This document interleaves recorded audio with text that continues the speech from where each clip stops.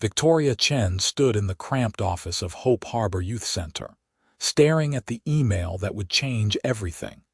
Her hands trembling as she read the message for the third time because billionaire Christopher Reynolds, the anonymous donor who had kept her struggling charity alive for 2 years, wanted to meet her face to face tomorrow afternoon. She had always known him only as a wire transfer, a miracle that appeared in their account every quarter without fail, enough money to keep 23 at-risk teenagers off the streets and in programs that actually worked. The donation amount had started at $50,000 and had grown steadily until his last transfer of $2 million had arrived just 3 months ago. Victoria had tried to reach out before, sending thank-you letters and annual reports to the corporate address listed on the transfers, never expecting a response beyond the automated receipts. Now this.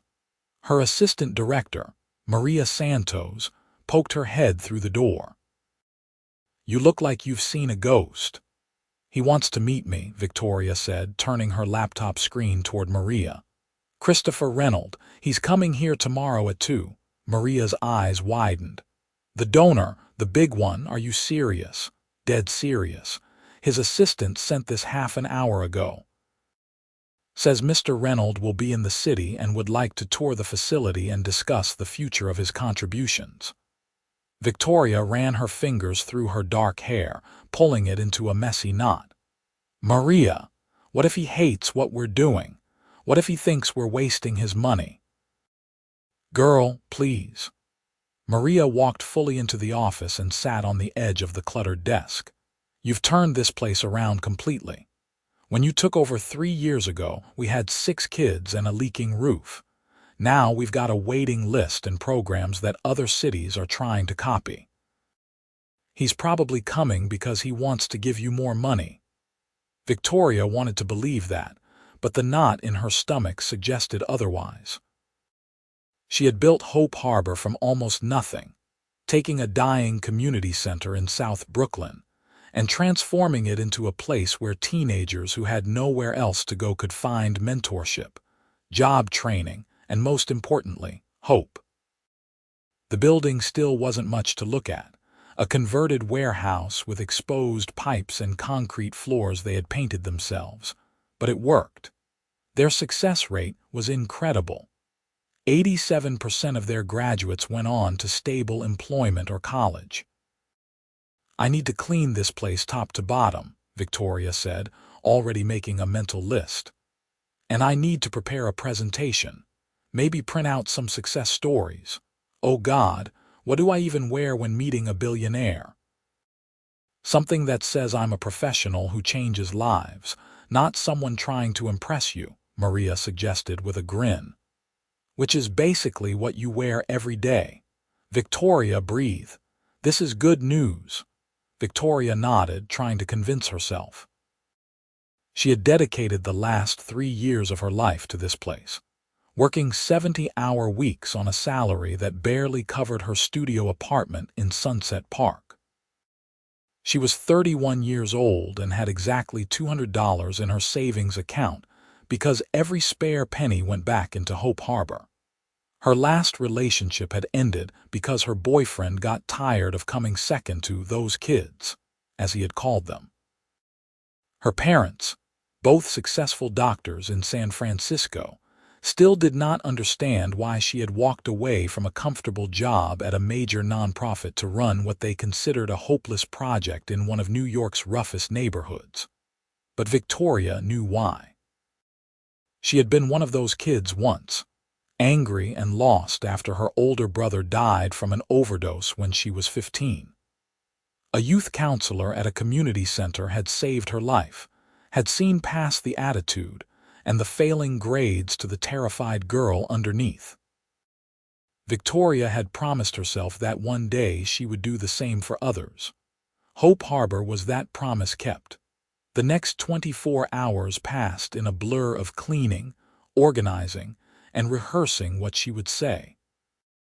Victoria recruited some of their older teens to help scrub floors and windows, bribing them with pizza, and the promise of meeting a real billionaire. By the time 2 o'clock rolled around the following afternoon, the facility looked as good as it possibly could. The gym space gleamed, the computer lab hummed with activity, and the art room displayed the best work from their creative programs. Victoria stood near the front entrance, wearing the most professional outfit she owned, a simple navy dress and blazer that she usually reserved for fundraising events. Her long black hair was pulled back in a neat bun, and she had actually put on makeup for once. Maria gave her an encouraging thumbs up from across the room where she was helping two teens with their homework. At exactly 2 o'clock, a black car pulled up outside. Victoria's heart hammered as she watched a man emerge from the back seat. Christopher Reynolds was not what she expected. She had pictured someone older, maybe in his 60s, with gray hair and a stern expression. The man who walked through the door of Hope Harbor was probably 35 at most, tall and broad-shouldered with dark hair and intense blue eyes that seemed to take in everything at once. He wore an expensive suit that probably cost more than Victoria made in 3 months, but he had loosened his tie slightly and carried himself with an easy confidence that somehow did not feel arrogant. "Miss Chen." His voice was deep and warm. "I'm Christopher Reynolds." Victoria stepped forward, extending her hand. "Mr. Reynolds, thank you so much for coming, and thank you for everything you've done for us. I'm not sure we would still exist without your support." His handshake was firm, his palm warm against hers. "Please call me Chris. And I'm the one who should be thanking you. Your quarterly reports are the highlight of my month. The work you're doing here is remarkable." Something in the way he said it made Victoria look at him more closely. This was not the detached interest of a wealthy man checking off his charitable giving. There was genuine emotion in his eyes, a depth that surprised her. "Would you like a tour?" she asked. "Very much." Victoria led him through the facility, explaining each program as they went. In the computer lab, she introduced him to Marcus, a 17-year-old who had joined them after aging out of foster care and was now learning coding. In the art room, a quiet girl named Jasmine showed him the mural she was working on, a stunning piece about finding light in darkness. In the gym, their basketball program was in full swing, and Chris stopped to watch for several minutes, a slight smile on his face. What struck Victoria most was how present he was. He did not check his phone once. He asked thoughtful questions and actually listened to the answers. When Marcus nervously explained the app he was building, Chris leaned in to look at the code and made a suggestion that made Marcus's eyes light up. "You know programming?" Victoria asked as they moved to the next room. "I started as a software engineer," Chris said. "Before I got into investment and acquisition. I still code sometimes, late at night when I can't sleep. It's meditative." They ended the tour in Victoria's cramped office. She had prepared a presentation on her laptop, complete with statistics and testimonials, but Chris waved it away. "I've read all your reports," he said, settling into the chair across from her desk. "I know the numbers. What I want to know is the story behind them. Why did you start this place? What drives you?" Victoria hesitated. She was not used to talking about herself, especially not to donors. But something about Chris's direct gaze made her want to be honest. "My older brother Danny died when he was 19, she said quietly. "Heroin overdose. He was brilliant and funny and completely lost after our family moved to a new city his senior year. He fell in with the wrong crowd, started using, and we didn't know how to help him. By the time we realized how bad it was too late." Chris leaned forward slightly, his expression intent. "After he died, I was a mess," Victoria continued, "angry at everyone, especially my parents. I started skipping school, getting into fights. I was heading down a really dark path. But there was this woman, Carol, who ran a youth center in our neighborhood. She wouldn't give up on me. She saw me, really saw me when everyone else just saw a problem kid. She saved my life. And now you're Carol for these kids, Chris said softly. I try to be. They deserve someone who won't give up on them. There was a long moment of silence. Chris looked down at his hands and Victoria noticed a thin scar across his right knuckles. My father died when I was 16, he said finally. Heart attack. He was a mechanic, worked himself into the ground to keep food on the table. After he died, my mom had to work 2 jobs. I had a younger sister to help take care of. We lived in a neighborhood not unlike this one. Victoria felt her breath catch. This was not the background she had imagined for a billionaire. There was a community center a few blocks from our apartment, Chris continued. They had a computer lab with exactly 4 working machines and a volunteer who taught basic programming twice a week. That volunteer changed my life. He helped me get a scholarship, connected me with internships, wrote recommendation letters. Without him, I would probably still be in that neighborhood, assuming I had survived it.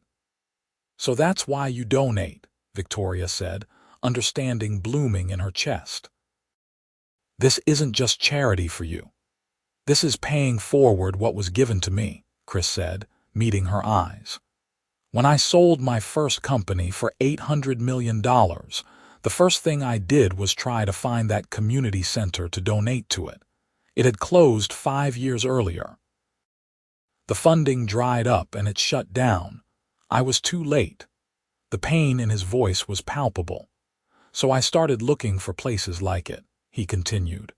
Places that actually make a difference, not the big flashy charities that spend more on galas than programs. I found Hope Harbor 2 years ago, read about what you were trying to do, and I knew this was real, the kind of real that saves lives.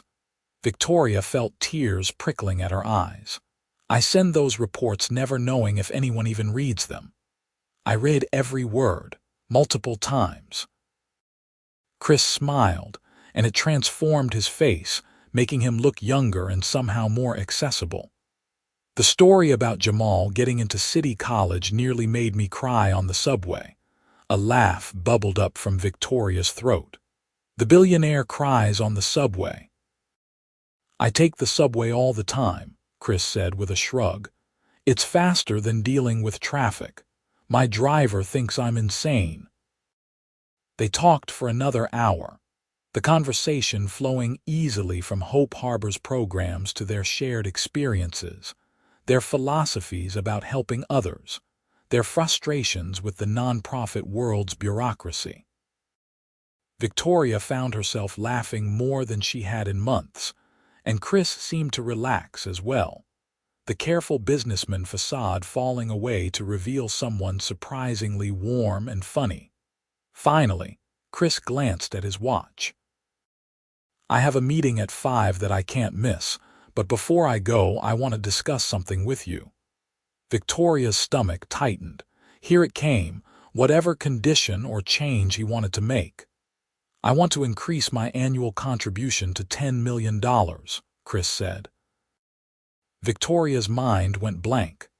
I'm sorry, what? $10 million annually with a 5-year commitment. I also want to help you expand. This building is great, but you could serve so many more kids with a larger facility. I own several properties in Brooklyn.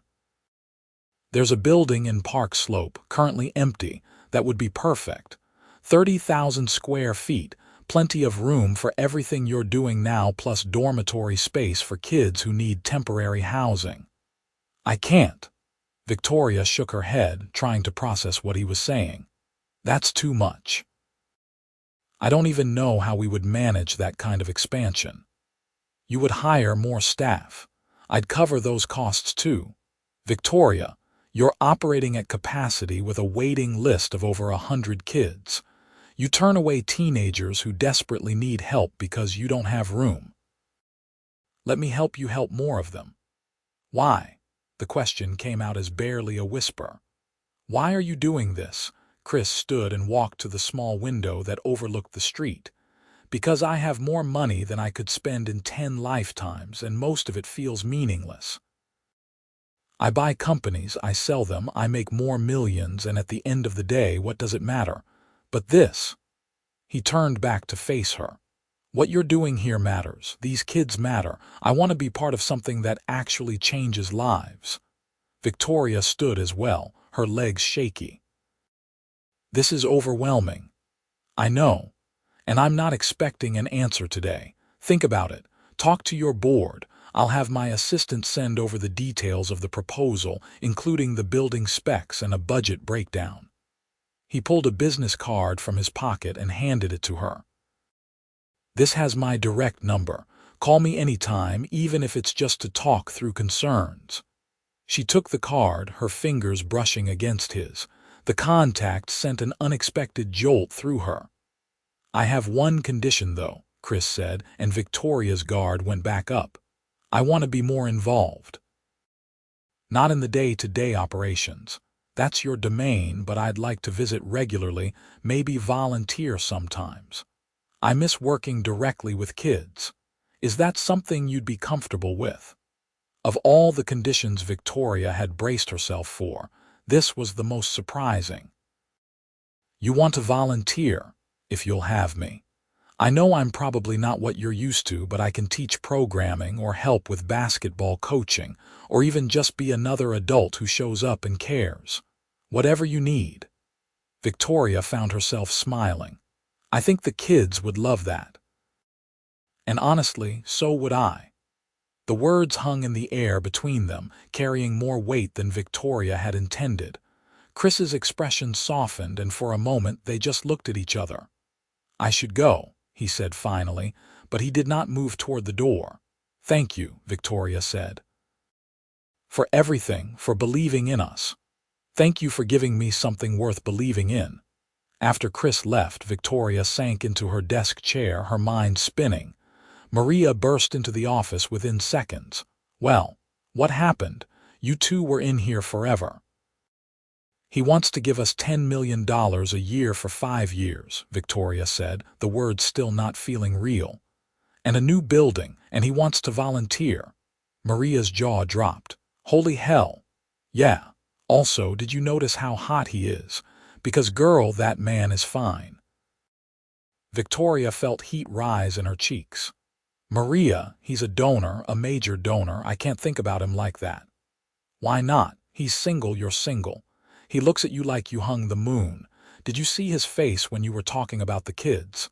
You're being ridiculous. He's a billionaire. I run a nonprofit in Brooklyn. We're from completely different worlds. But even as Victoria said it, she remembered the way Chris's eyes had lit up when he talked about the community center that saved him, the genuine emotion when he mentioned being too late to help it. They were not as different as she wanted to pretend. Over the next 2 weeks, Victoria met with her small board of directors to discuss Chris's proposal.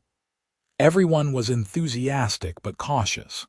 This kind of expansion would require careful planning, more staff, better systems. Victoria spent her days drafting budgets and her nights touring the building Chris had offered, a beautiful brick structure with tall windows and solid bones. Chris called her 3 times during those 2 weeks, ostensibly to answer questions about the proposal, but their conversations always wandered into other territory.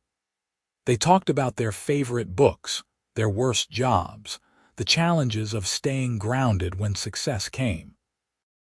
Victoria learned that Chris still lived in a modest apartment in Manhattan, despite being able to afford a penthouse, that he cooked his own meals most nights, that he had a sister named Caroline who taught elementary school in Boston and was his favorite person in the world. She found herself looking forward to those calls more than she wanted to admit. On a Thursday evening, as Victoria was locking up Hope Harbor after a long day, her phone rang. Chris's name appeared on the screen. "Hey," she answered, unable to keep the smile out of her voice. "Hey, yourself. Are you still at the center, just leaving?" "Why, I'm actually nearby. I had dinner with a client in Brooklyn. Would you want to grab coffee? I promise it's not about the proposal, He paused. I'd like to see you. Victoria's heart did a small flip. There's a diner 2 blocks from here. Best coffee in the neighborhood. Send me the address. I'll be there in 10 minutes. Victoria walked to the diner in a daze, not even bothering to go home and change out of her work clothes, jeans and a Hope Harbor sweatshirt that had seen better days. When she arrived, Chris was already in a booth by the window. He had ditched his suit jacket and rolled up his sleeves, looking more relaxed than she had ever seen him. "You weren't kidding about the coffee," he said after taking a sip. "This is incredible." They ordered food, despite both claiming they were not hungry, and ended up sharing a plate of fries while they talked. The conversation flowed even easier than before, touching on everything and nothing. Chris told her about a disastrous business meeting where his presentation file had corrupted, and he had to improvise for an hour. Victoria told him about the time one of their teens had accidentally set off the fire alarm trying to cook breakfast burritos in the art room. "You're really happy there," Chris observed, watching her face. "It's not just a job for you. It's my whole life," Victoria admitted, which probably sounds pathetic. "It sounds dedicated. It sounds like you found your purpose." He reached across the table, his fingers brushing the back of her hand. "That's rare and beautiful." The touch was light, barely there, but it made Victoria's skin tingle. She did not pull away. "What about you?" she asked. "Are you happy?" Chris considered the question seriously. "I'm successful. I'm good at what I do. But happy? I don't know. I think, before it got so big. When I was just a guy with a good idea, working 20-hour days to build something from nothing. Now I spend most of my time in meetings, making decisions about billions of dollars that feel abstract and disconnected from anything real." He met her eyes. "But the last few weeks, talking to you, being involved with Hope Harbor even in this small way, I've felt something I haven't felt in years. Like I'm connected to something that matters." "It does matter," Victoria said softly. "What you're doing for us, for those kids, it matters more than you know." "It's not just about the kids anymore," Chris said, his voice low. "Victoria, I know this is complicated. I know there are professional boundaries and power dynamics to consider, but I can't stop thinking about you." Victoria's breath caught. "Chris, tell me I'm reading this wrong. Tell me it's all in my head and I'll back off. We'll keep things strictly professional." She should say exactly that. Every reasonable part of her brain screamed that getting involved with a major donor was a terrible idea, a conflict of interest that could jeopardize everything she had built. But her heart, the part of her that had come alive during their late-night phone calls, and the way his face lit up when he talked about helping kids, that part had different ideas. "You're not reading it wrong," she whispered. Chris's expression blazed with something intense and warm. "Can I take you to dinner? A real date, not a business meeting disguised as coffee." "Yes." They set the date for Saturday night, which gave Victoria exactly 48 hours to panic. She called her best friend from college, Rebecca, who lived in Manhattan and worked in finance. "I'm going on a date with Christopher Reynolds," Victoria blurted out as soon as Rebecca answered. There was a long pause. "Christopher Reynolds, as in the Christopher Reynolds, the one who just made the Forbes 400 list, that Christopher Reynolds, is he famous? I didn't realize he was famous." "Victoria, he's not celebrity famous, but in the business world, he's kind of a legend. He built his first company from nothing, sold it for hundreds of millions, and now he's this genius investor. Everything he touches turns to gold. How do you even know him?" Victoria explained the situation, and Rebecca listened with increasing amazement. "So let me get this straight. A billionaire has been anonymously funding your charity for 2 years, finally decides to meet you, sees you in person, and immediately decides to give you $10 million a year and asks you out. Victoria, this is literally a romance novel. It's not that dramatic. It absolutely is. What are you wearing on this date? I have no idea. Rebecca, I don't own anything nice enough for wherever he's going to take me. My fanciest outfit is the dress I wear to beg rich people for money. Come to my place tomorrow after work. We're the same size. I'll set you up. Saturday evening found Victoria standing outside a restaurant in Tribeca, wearing a borrowed emerald green dress that Rebecca swore brought out her eyes and heels that made her 3 inches taller and significantly less stable. She felt like an imposter, especially when she saw the restaurant, the kind of place that did not list prices on the menu because if you had to ask, you could not afford it. Chris was waiting outside, and the smile that broke across his face when he saw her made every moment of discomfort worth it. "You look stunning," he said, offering his arm. "You clean up pretty well yourself." He did. The dark suit emphasized his broad shoulders, and his blue eyes seemed even more striking in the warm light of the restaurant entrance. Dinner was incredible. The food was exquisite, but Victoria barely noticed what she was eating because she was so focused on Chris.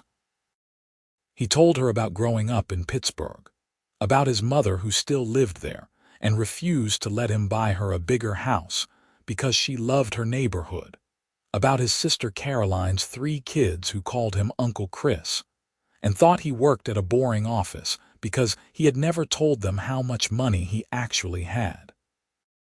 "Why not?" Victoria asked.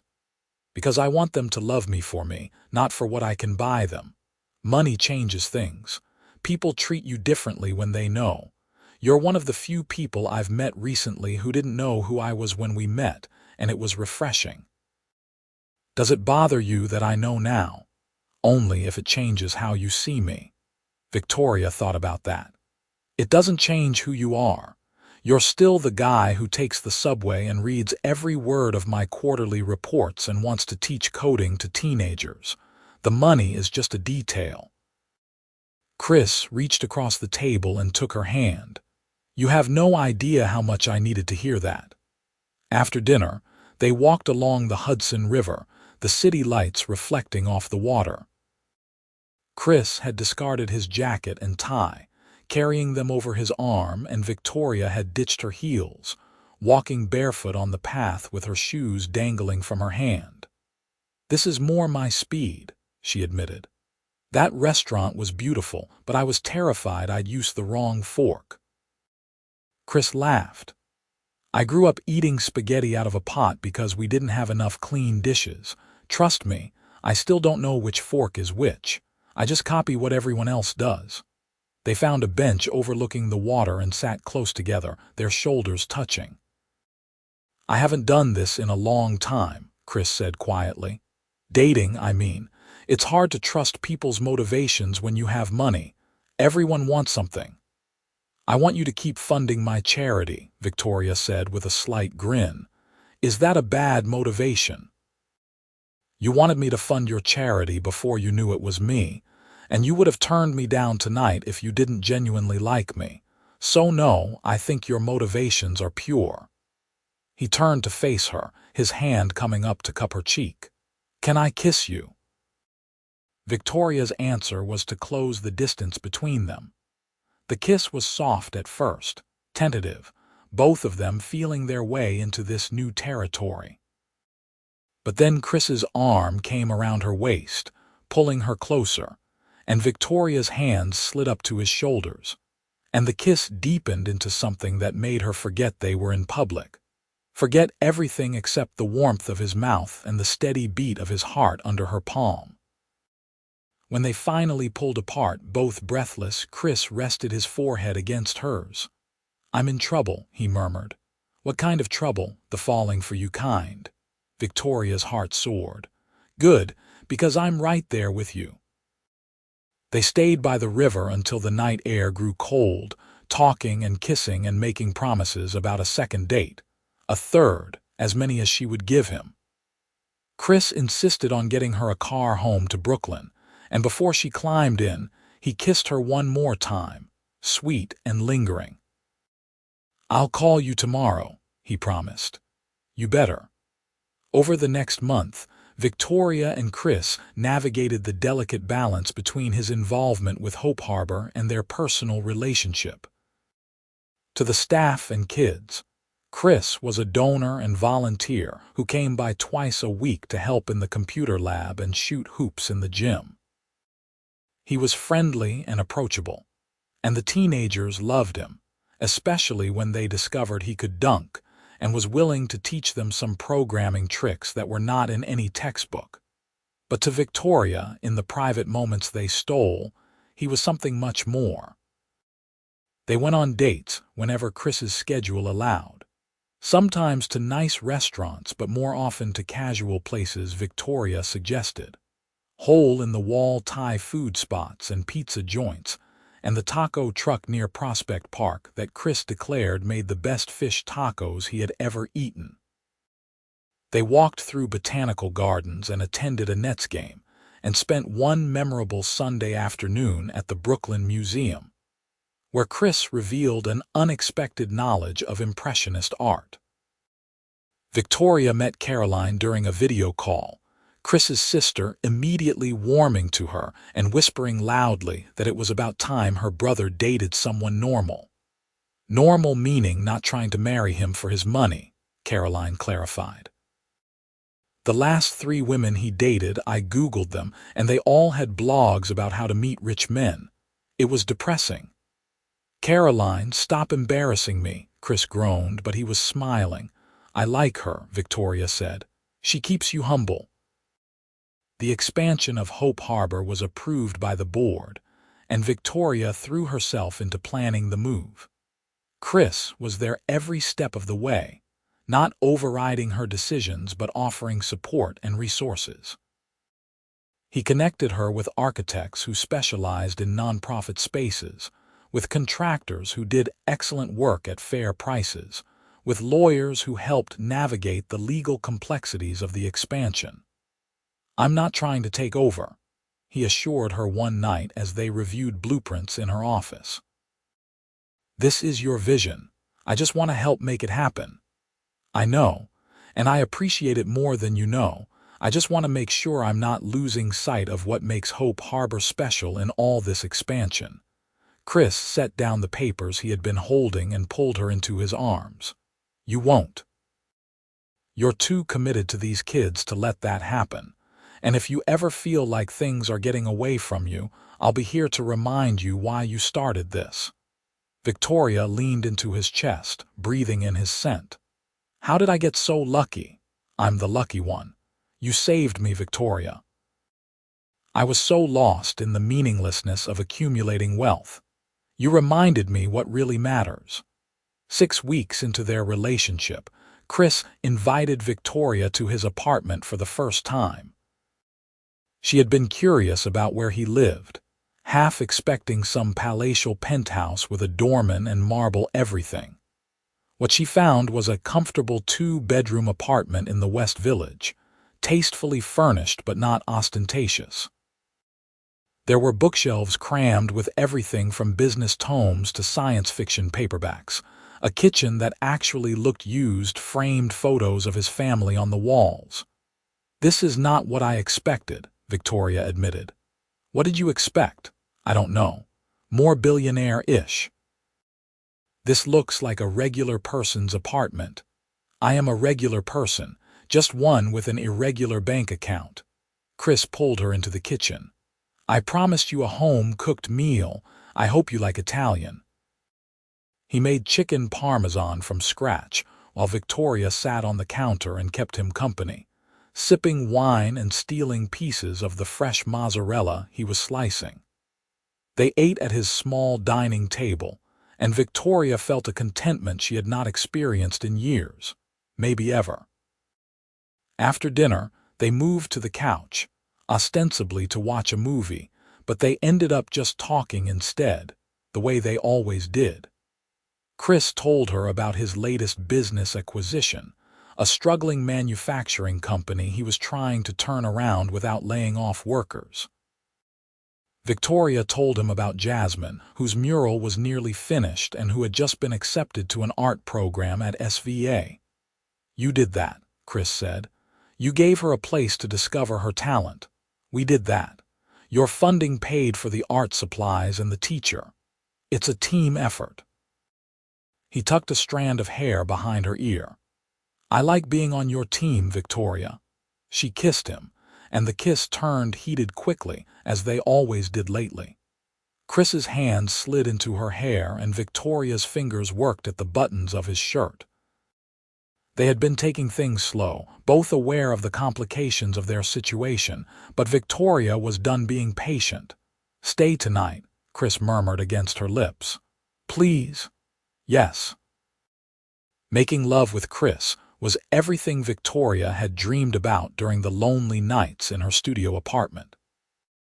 He was attentive and passionate, taking his time to learn what made her gasp and sigh, and when they finally came together, it felt like a homecoming, like two pieces of a puzzle finally clicking into place. Afterward, tangled in his sheets with her head on his chest, Victoria traced the scar on his knuckles. "How did you get this?" "Got in a fight when I was 17. This guy was hassling my sister, following her home from school. I confronted him and it got physical. Broke my hand on his face, but he left Caroline alone after that." Victoria pressed a kiss to the scar. "My hero, always. I'll always protect the people I love." The word hung in the air, unspoken but present. Love. They had not said it yet, but Victoria felt it growing between them, solid and real and terrifying in its intensity. The opening of the new Hope Harbor facility was scheduled for a Saturday in early December, 3 months after Chris had first walked through the doors of the original location. The building had been transformed into something incredible, with a state-of-the-art computer lab, a full-size gym, an art studio with perfect north light music rooms, a library, and yes, dormitory space for 20 teens who needed temporary housing. Victoria stood in the main entrance hall, looking at the banner that read Hope Harbor Youth Center, founded by Victoria Chen, and felt tears prick her eyes. "You okay?" Chris appeared at her side, handsome in a dark suit, his hand finding hers automatically. "I can't believe this is real. 3 months ago we were crammed into that warehouse, and now—" She gestured around at the beautiful space. "Now we have this, we can help so many more kids. You did this. Your vision, your leadership. We did this together." The opening ceremony was beautiful. The mayor came and gave a speech. Former Hope Harbor participants shared their success stories.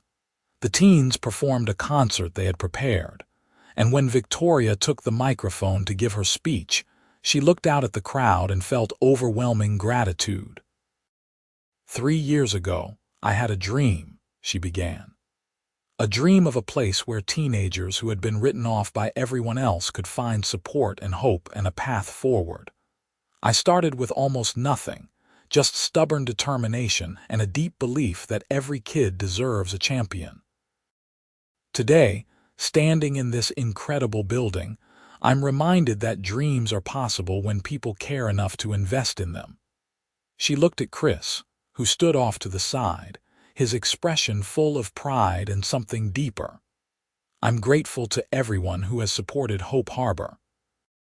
To our volunteers, our staff, our board members, and especially to Christopher Reynolds, whose generosity made this expansion possible. But more than the building, I'm grateful for every teenager who has walked through our doors and trusted us with their story. You are why we do this. You are the reason this matters." The applause was thunderous. Afterward, during the reception, Victoria was pulled in 100 different directions, talking to donors and politicians and former participants and journalists. But her eyes kept finding Chris across the room, and every time their gazes met, she felt that same flutter in her chest. Finally, As the evening wound down and the crowd thinned, Chris found her in her new office, significantly bigger than her old cramped space and with an actual window. "You were amazing today," he said, closing the door behind him. "I was nervous the entire time. It didn't show." He crossed to her, pulling her into his arms. "I'm so proud of you, of what you've built, what you're going to do with this place." Victoria looked up at him, this man who had changed her life in every possible way. "I love you. I know we haven't said it yet and maybe it's too soon, but I'm done pretending I don't feel it. I love you, Chris." His smile was blinding. "It's not too soon. I've been in love with you since that first day, watching you talk about these kids with so much passion and fire. I love you, Victoria. I love your dedication and your huge heart and the way you steal my fries even when you order your own. I love everything about you." He kissed her, deep and thorough, and Victoria forgot about the party still happening downstairs, forgot about everything except this perfect moment. When they pulled apart, Chris reached into his pocket and pulled out a small box. Victoria's heart stopped.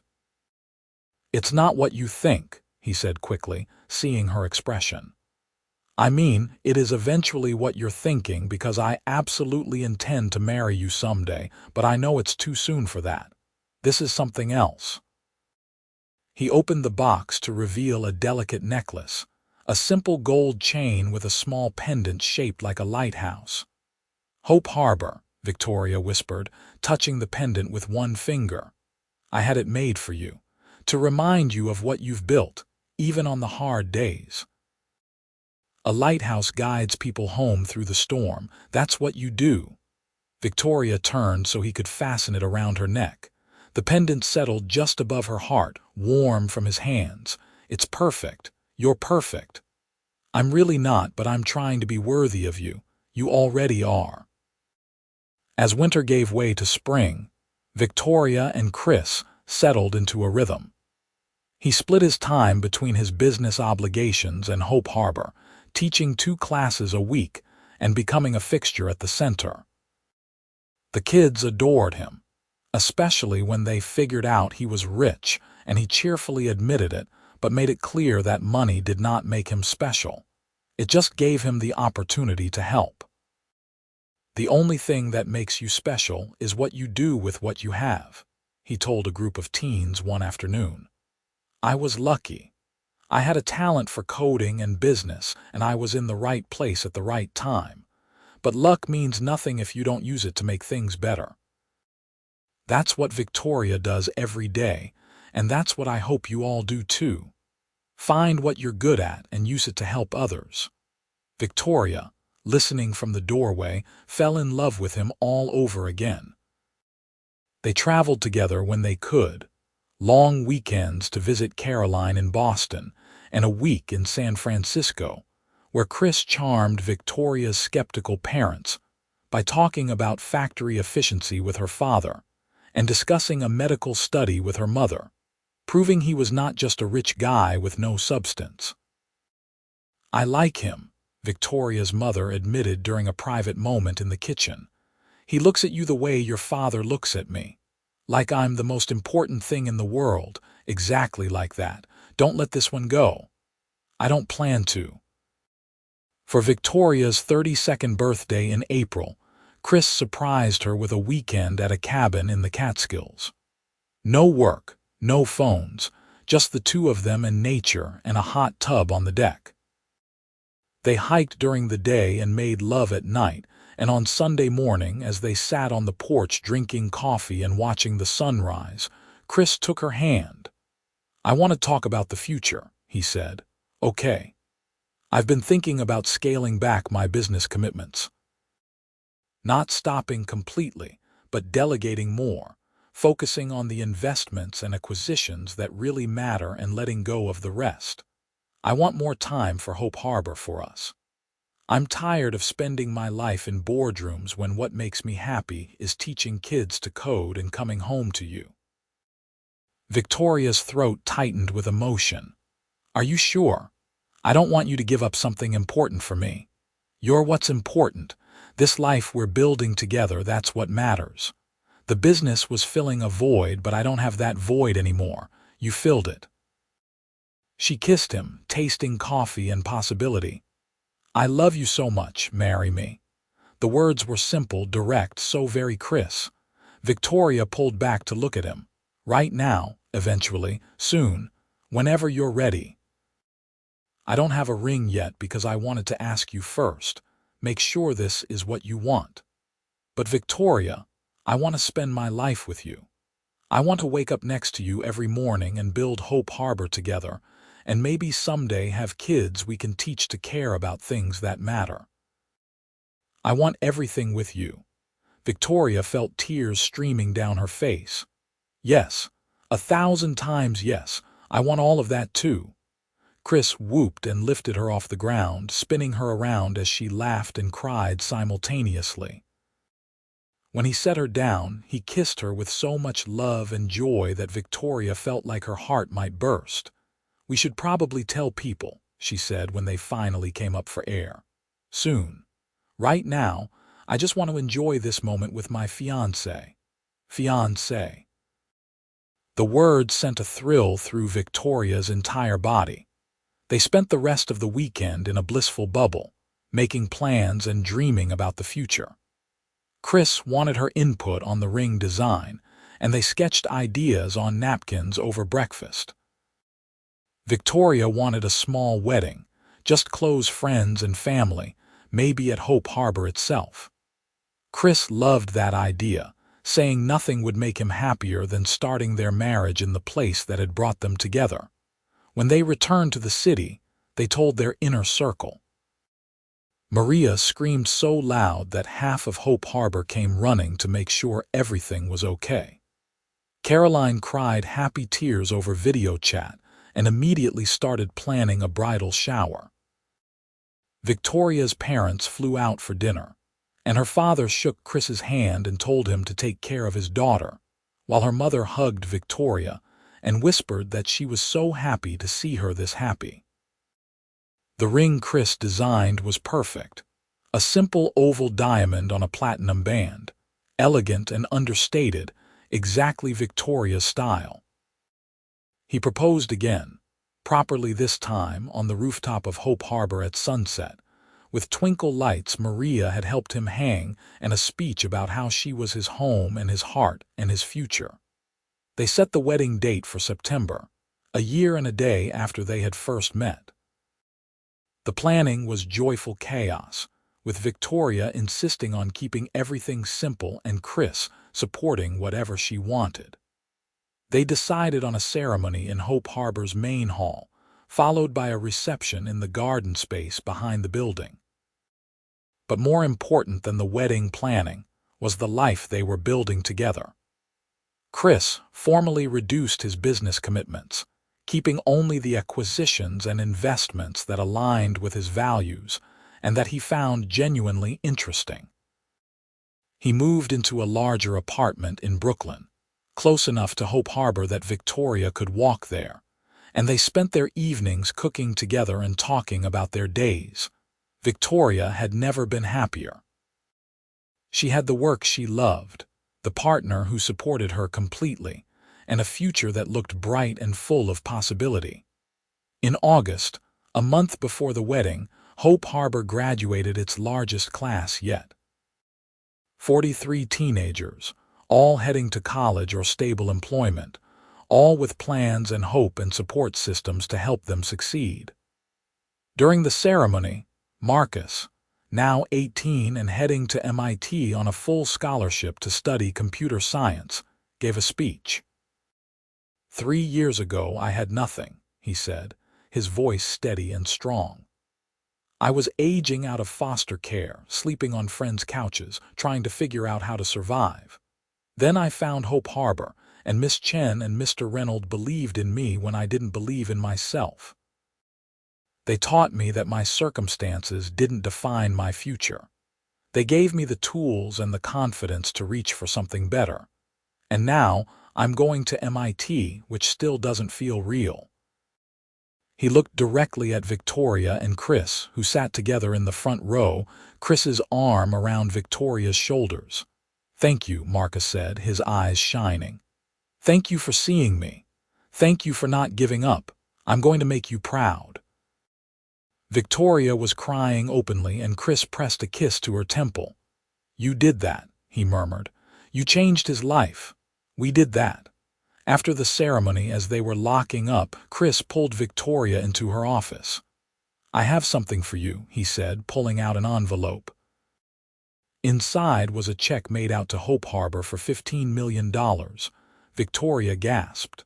"Chris, this is too much. We already have your annual contribution. This is separate. I've been working with my financial advisors, and I want to set up an endowment for Hope Harbor. This is the start of it. The goal is $100 million, enough that the interest alone will cover your operating expenses in perpetuity. You'll never have to worry about funding again. You can focus entirely on the kids." Victoria couldn't speak. The magnitude of what he was offering, the security it represented for everything she had built, was overwhelming. "I know you hate relying on any single donor, even me," Chris continued. "And I don't want you to feel beholden to me because we're getting married. This endowment will be set up through a foundation with an independent board.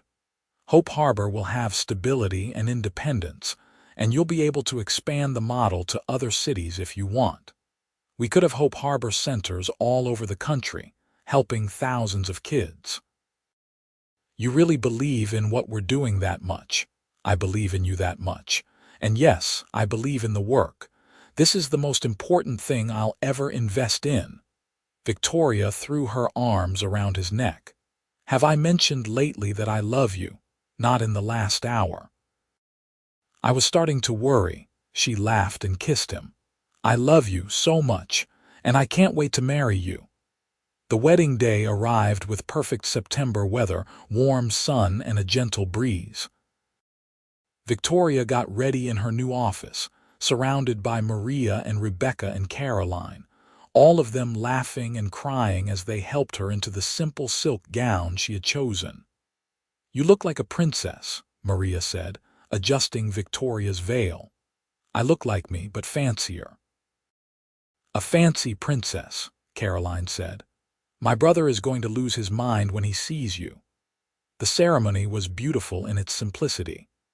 They had transformed Hope Harbor's main hall with flowers and candles, chairs set up for the 100 guests they had invited, all people who mattered to them.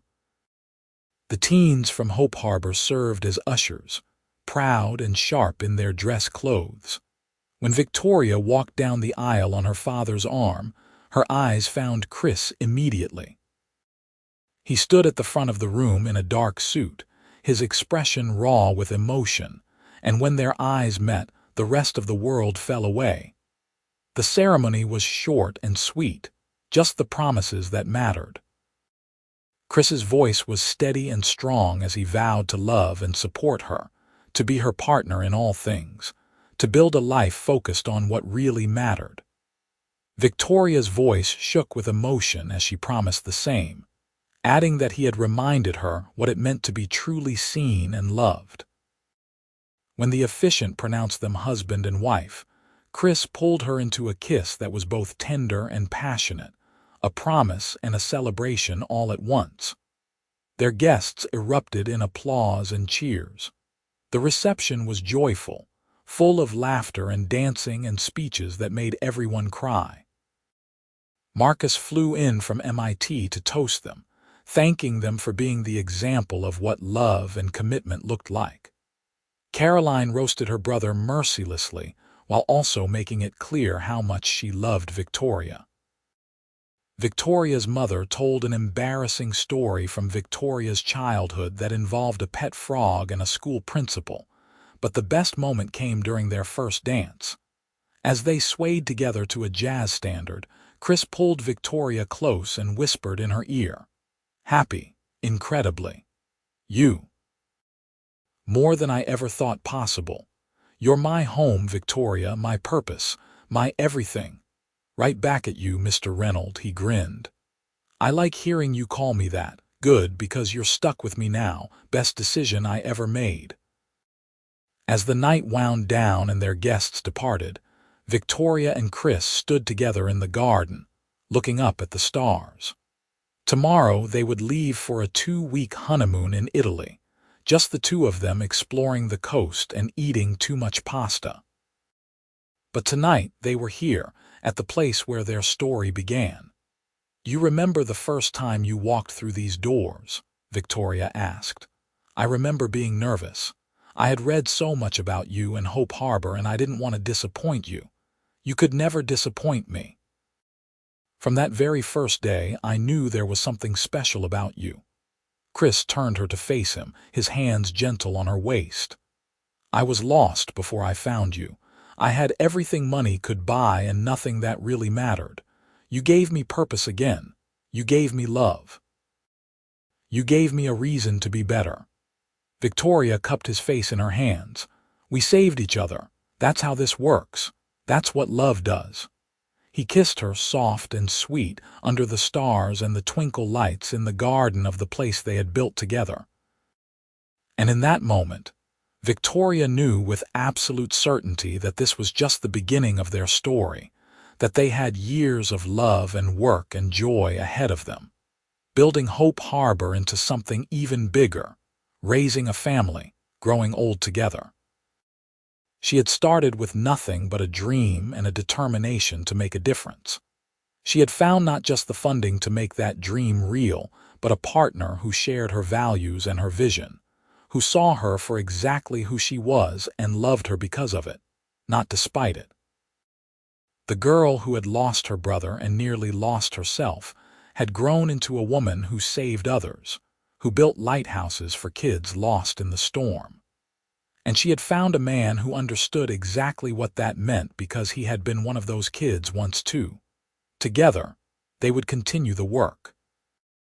They would expand Hope Harbor to other cities, helping thousands more teenagers find their paths. They would raise children who understood that privilege came with responsibility, that money mattered far less than what you did with it. They would build a life focused on love and purpose, and making the world a little bit better.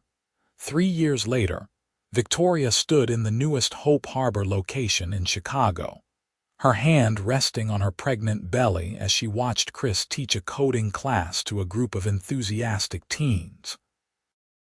They had opened 5 new centers in the past 2 years, each one based on the Brooklyn model, each one changing lives. Their daughter would be born in 2 months, a girl they planned to name Carol after the woman who had saved Victoria's life all those years ago. Chris was already planning the treehouse he would build for her, the bedtime stories he would tell, the values he would teach. But right now, watching him laugh with the teenagers, seeing the way he gave each kid his full attention, Victoria felt overwhelming gratitude for the journey that had brought them here. A simple email asking for a meeting had turned into the greatest love story of her life. Chris looked up and caught her watching. His face lit up with that smile she loved, the one that said she was his favorite person in the world. He excused himself from the class and crossed to her, his hand joining hers on her belly. Everything okay? Everything's perfect. I was just thinking about how far we've come. We've come pretty far, he agreed, but we've got so much further to go. Hope Harbor in Los Angeles next year, then maybe Atlanta. Our daughter's first steps, first words, first day of school, growing old together. I can't wait for all of it. Victoria leaned into him, breathing in his familiar scent, feeling his heartbeat against her cheek. I love you. I know I tell you every day, but I need you to know. You made all of this possible. Not just the buildings and the funding, but you made me believe I deserved this kind of happiness. You deserve everything good in this world, and I'm going to spend the rest of my life making sure you know that. They stood together in the Chicago Hope Harbor, surrounded by the sound of teenagers learning and laughing and dreaming about their futures, and Victoria knew that this was what mattered. Not the money or the success or the accolades, though those were nice.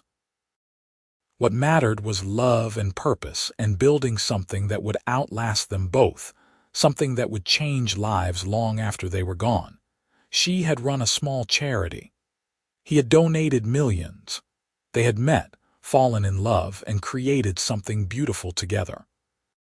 And every day they woke up and chose to keep building that beautiful thing, one teenager at a time, one Hope Harbor at a time, one moment of love and dedication at a time.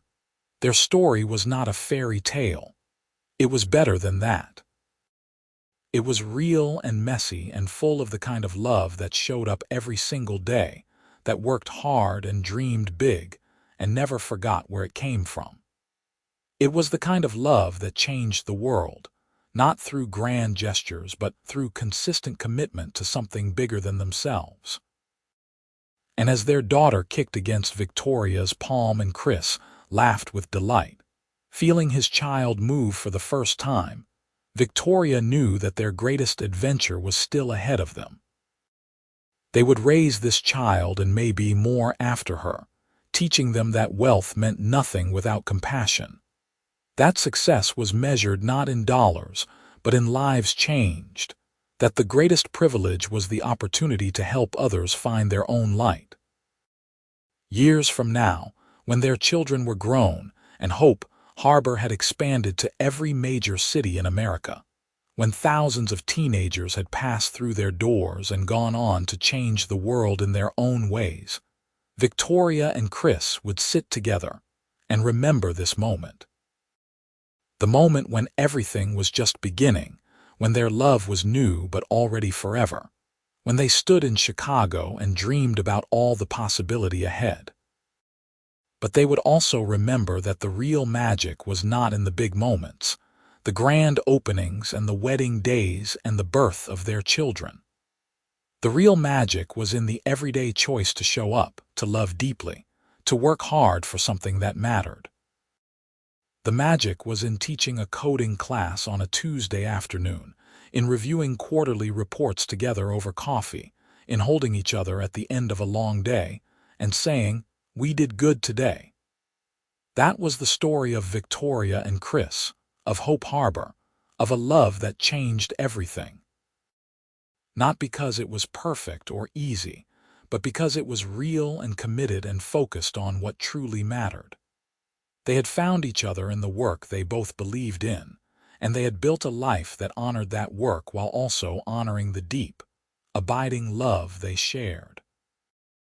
And every morning when Victoria woke up next to her husband, when she put on the lighthouse necklace he had given her all those years ago, when she walked into Hope Harbor and saw the lives being changed, she whispered a quiet thank you to the universe for the email that had started it all, for the billionaire who had wanted to meet her in person, for the love that had grown from that first meeting into something that would last forever. This was their happy ending, but also their happy beginning and every day in between. This was love, purpose, and the kind of life that mattered. This was everything.